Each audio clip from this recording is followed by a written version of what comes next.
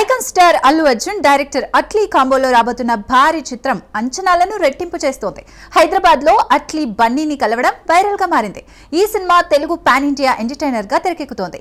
ఇక ఈ సినిమా కొత్త డీటెయిల్స్ ఏంటో చూద్దాం. అల్లు అర్జున్ అట్లీ కలయికలో రూపొందుతున్న సినిమా సినీ ప్రియుల్లో జోష్ నింపుతోంది. ఈ భారీ ప్రాజెక్టు అంతర్జాతీయ స్థాయి స్టాండర్డ్స్ తో ప్రీ ప్రొడక్షన్ లో ఉంది. హైదరాబాద్ లో ఇటీవల జరిగిన కీలక చర్చలు, Atlee Bunny meeting visuals social మీడియాను షేక్ చేశాయి.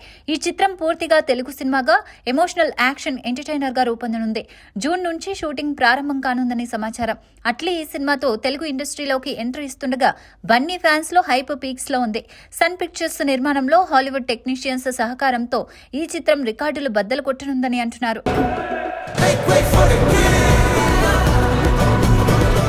తమిళ స్టార్ హీరో జయం రవి విడాకుల వ్యవహారం సంచలనంగా మారింది. 15 ఏళ్ల వైవాహిక జీవితానికి ఫుల్ స్టాప్ పెట్టిన ఆయన భార్య ఆర్తి నెలకు 40 లక్షల భరణం డిమాండ్ చేస్తూ కోర్టును ఆశ్రయించారు. ఈ విషయం సినీ వర్గాల్లో హాట్ టాపిక్ గా మారింది. తమిళ చిత్ర పరిశ్రమలో జయం రవి విడాకుల వ్యవహారం కలకలం రేపుతోంది. 2009లో ఆర్తిని వివాహం చేసుకున్న జయం రవి 15 ఏళ్ల సంతోషమైన దాంపత్య జీవితం తర్వాత విడిపోయారు. వ్యక్తిగత మనస్పర్ధలు, అభిప్రాయ భేదాలు వారి విడాకులకు కారణమైనట్లు తెలుస్తోంది. అయితే ఆర్తి తాజాగా కోర్టులో కేసు వేసి నెలకు 40 లక్షల భరణం ఇవ్వాలని డిమాండ్ చేశారు.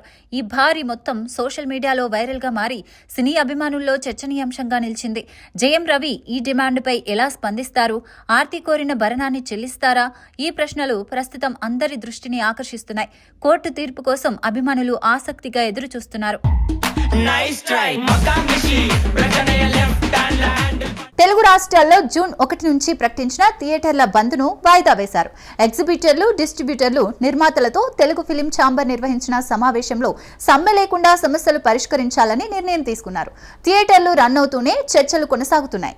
తెలుగు రాష్ట్రాల్లో సినీ పరిశ్రమలో కీలక పరిణామం. జూన్ 1 నుంచి థియేటర్ల బంద్కు ఎగ్జిబిటర్లు సిద్ధమైన తాజాగా ఈ నిర్ణయాన్ని వాయిదా వేశారు. ఇటీవల తెలుగు ఫిలిం ఛాంబర్ డిస్ట్రిబ్యూటర్లతో సమావేశం నిర్వహించగా పలువురు డిస్ట్రిబ్యూటర్లు హాజరయ్యారు.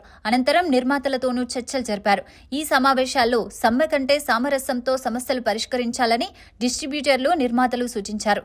థియేటర్లు మూసివేయకుండా వాటిని నడుపుతూనే సమస్యలకు పరిష్కారం చూడాలని నిర్ణయించారు. దీంతో జూన్ 1 నుంచి ప్రకటించిన థియేటర్ల మూసివేత తాత్కాలికంగా రద్దయింది. సినీ పరిశ్రమలో ఉద్విగ్నతను తొలగి చర్చల ద్వారా సమస్యలు పరిష్కారమయ్యే దిశగా అడుగులు పడుతున్నాయి. ఈ నిర్ణయంతో సినీ అభిమానులు, థియేటర్ యాజమాన్యాలు ఊపిరి పీల్చుకున్నాయి.